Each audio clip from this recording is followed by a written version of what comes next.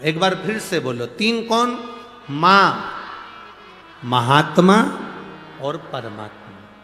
इन तीन को पकड़ कर रखोगे तो जिंदगी में कभी पीछे मुड़कर देखना नहीं पड़ेगा, आगे बढ़ते चले जाओ। जो अपनी मां का आदर करना छोड़ देता है, अपनी मां का सम्मान करना छोड़ देता है, अपनी मां का हाथ पकड़ना छोड़ देता है, अपनी मां का चरण पकड़ना छोड़ देता है, वो बहुत लंबा नहीं चल पाता। मां, महात्मा और परमात्मा।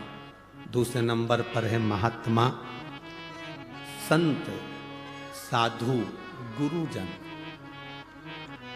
संत साधु गुरुजन किसको कहा? कोई कपड़े पहन लिया, जटा बढ़ा ली, खूब तिलक छापा कर लिया, खूब सारी माला पहन ली, तो उससे कोई संत या साधु नहीं बन जाता। संत साधु का सबसे बड़ा लक्षण है, संत साधु का सबसे बड़ा गुण है, जो उसके पास जाता है उसके जैसा नर्म बन जाता है और भगवान की भक्ति में डूब जाता है। संत साधु के पास गए और प्रॉपर्टी की बात कर रहे हो, संत साधु के पास गए और जमीन जायदाद की बात कर रहे हो, संत साधु के पास गए और तुम अन्य अन्य बातों को कर रहे हो, तो उसमें सुख का अनुभव नहीं है।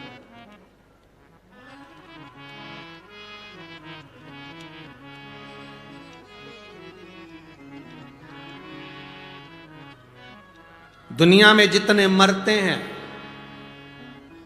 वो सब वैकुंठ जाते हैं कि नरक जाते हैं? अरे बोलो, जम के बोलो, अरे बोलो तो जम के। कोई तुम्हारा पैसा खाकर मर गया, कोई तुम्हारा 5-10 लाख रुपए प्लाट का लेके मर गया, कोई तुम्हारी जमीन का टुकड़ा लेकर मर गया, कोई तुम्हें दुख देकर मर गया, तो वो वैकुंठ जाएगा कि नरक जाएगा? हैं? नरक जाएगा, ये तुम कह रहे हो। पर उसके मरने के बाद उसके परिवार वाले जब वो पत्रिका छपवाते हैं, कार्ड,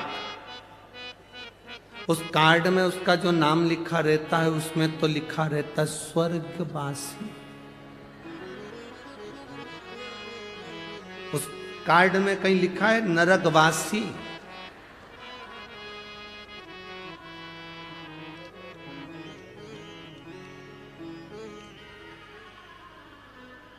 विदेश में कोई मरता है तो कह देते हैं एक्सपायर, डेड बॉडी। पर हमारे यहाँ तो कितना भी पापी से पापी भी मर जाए तो भी उसके नाम के आगे लिखा रहता है स्वर्गवासी। क्यों? क्योंकि वो भारत की भूमि पर जन्मा है, और भारत की भूमि पर जो जन्म लेता है वो नरक कभी नहीं जाता। अच्छा चलो जाने दो, तुम्हें सियोर वाले महाराज की बात पे भरोसा नहीं हो तो एक एक पुराण उठाकर बता दो। हिरण्यकशिपु मरा, प्रहलाद का पिता मरे, तो नरक गए कि स्वर्ग गए? बोलो बोलो जल के। रावण मरा तो वैकुंठ गया कि नरक गया? चलो वो भी जाने दो।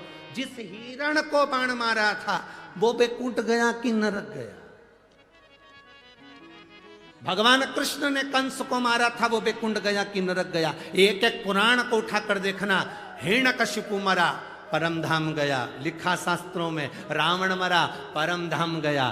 कंस मरा, परम धाम गया। तारकासुर मरा, परम धाम गया। क्योंकि भगवान का जो हाथ का स्पर्श कर कर जाता है, भगवान का नाम लेकर जाता है, उसका दर्शन कर कर जाता है, भारत की भूमि की रज का स्पर्श कर कर जाता है, वो कभी नरक नहीं जाता, वो वैकुंठ ही जाता है।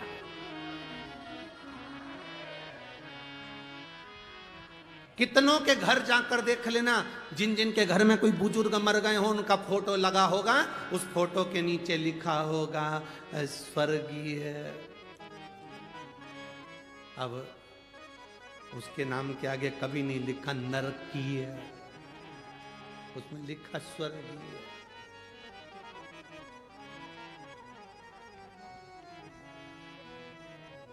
हर चंदन है इस देश की माटी, तपोभूमि हर ग्राम है।